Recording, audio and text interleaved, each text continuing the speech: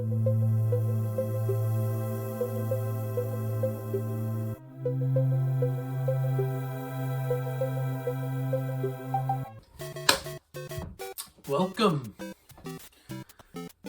to reviewing every game in my ownership.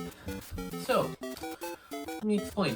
What is this series and why are we doing it? So, there's this one YouTuber who had this really cool series called Refoid, reviewing every Final Fantasy or I Die.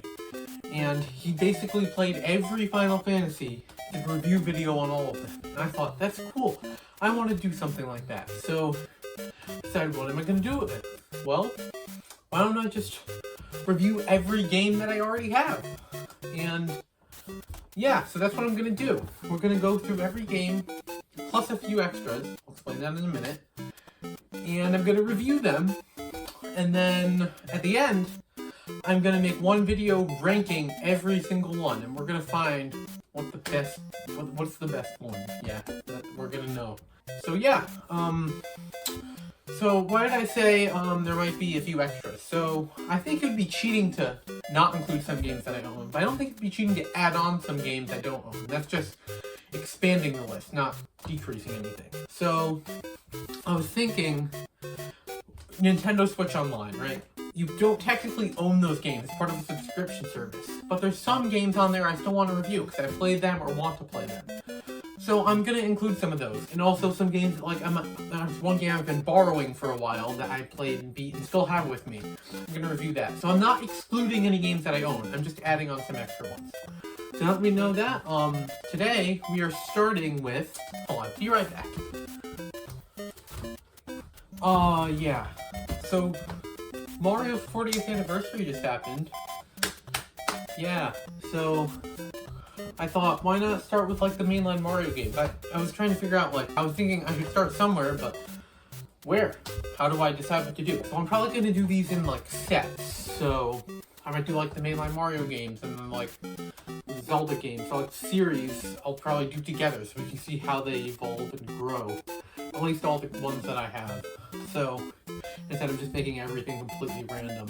But I mean, there's a lot of random, like, singular games too, so yeah, that's what we're gonna start with. So, Super Mario Bros. It's certainly a game. Yeah, so I played it, for the, oh no, probably like 20th time at this point. But I don't remember. Anyway, it's fun. It's like, you probably know the story that, like, it saved the whole gaming industry or whatever, which it did. Not trying to say it didn't. And it still holds up relatively well. It's still fun. It's not like, I really like deep, complex stories and lore. You're not going to get that from really any Mario game, but the gameplay's still fun, right? You get to, like, jump around and move left and right. You can't go that far to the left because the screen doesn't go two ways. They did some cool stuff, like, you know, the clouds and bushes are actually the same sprite, but just different colors. They did cool things like that to kind of expand on what they could do with the limited memory they had. And yeah, so there's 8 worlds, and each one has 4 levels. There's 3, like, normal levels and then a castle. There's different themes. There's the ground theme, which is like the regular one. You can go underground. And then there's, like, water levels, which, the water, it's fine. Yeah, water levels aren't as fun as the other ones, I'd say, normally, but they're not bad. Yeah, so this is kind of where all the stuff for really platformers in general kind of started. Like, I mean, Donkey Kong had, like, the introduction of the jump, but it works so much better in this game. Like, in Donkey Kong, it's so stiff and, like, awkward. But again, they were just figuring it out. Anyway, this is not a Donkey Kong review. So yeah, that's kind of, I think, there's lives in this game. If you lose through lives, you died. What I did is, I tried to not cheat. I only used rewind a few times, but, yeah, if you hold down A on the menu screen when you press start again, it will start you back in the world you died in instead of having to restart the whole game. Honestly, I think at this point, people have stopped using the live system because it's kind of broken. Like, not broken, like, it just doesn't make sense. But I have one friend who described it this way. It's like them saying, well, you couldn't beat this with these resources, so now try it with even less. It's like, why? What? No. Yeah, so lives are there. It's fine though. So I like that. The art is pretty good. It's like NES. It looks nice. It's not a ton of variety, but again, it's the NES. I mean, what we'd see later on, that the NES is capable of much, much more. Yeah. So, the music, very good. Very, very good. Like, that main theme, like, literally, like, probably every person in America knows that song. And, like, it's been remixed so many times. Although, here's the thing, this game's so famous, you probably already know everything I'm gonna say. Like, especially if you're watching a review on this, like, you probably know all this, but still. I think the difficulty is, you know, it's definitely one of the harder Mario games as it started to get really easy as the newer ones have come out, but pretty good. It's definitely nowhere near the lost levels, but yeah.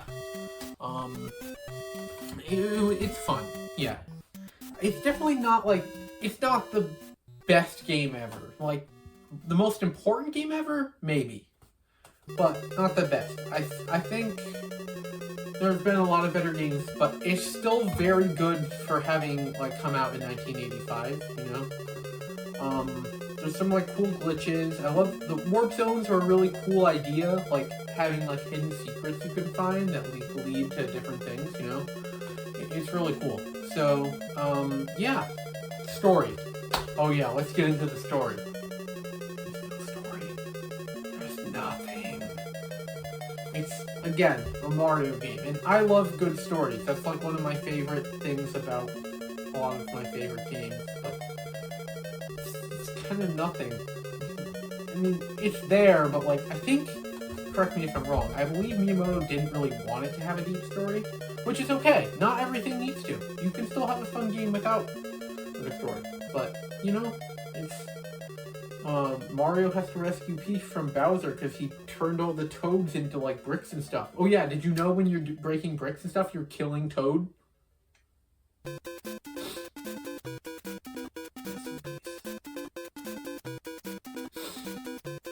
Anyway, yeah, what else is there to talk about?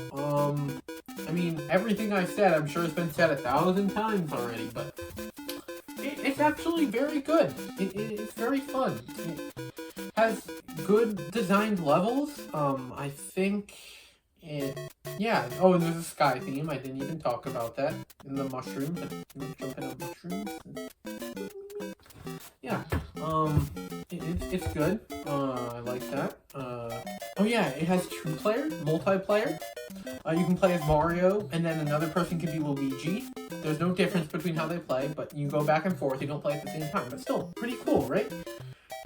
It's innovative. I think you can appreciate how innovative something was, while also understanding that you still need to see how well it holds up today. Like, you can't judge it by how it was back then. You should still judge it by the current standards, but you can still appreciate innovation at the same time. So, I think that's how it comes to this. Like, you can appreciate that this is still very good for its time, but it also, like, it's not the best. It could be your favorite game, and I think it's subjective. It's probably not mine. But it's really good. I like it. It's very special. I played this as a young kid on the Wii Virtual Console. It was fun. And then there's a hard mode when you beat the game. That's cool. When it has some replayability, you can go back and play the game again. Like, some platforms are smaller, all the Goombas are Buzzy Beetles. So yeah, that's pretty cool. Yeah, so that was Super Mario Bros. I'll see you in the next review.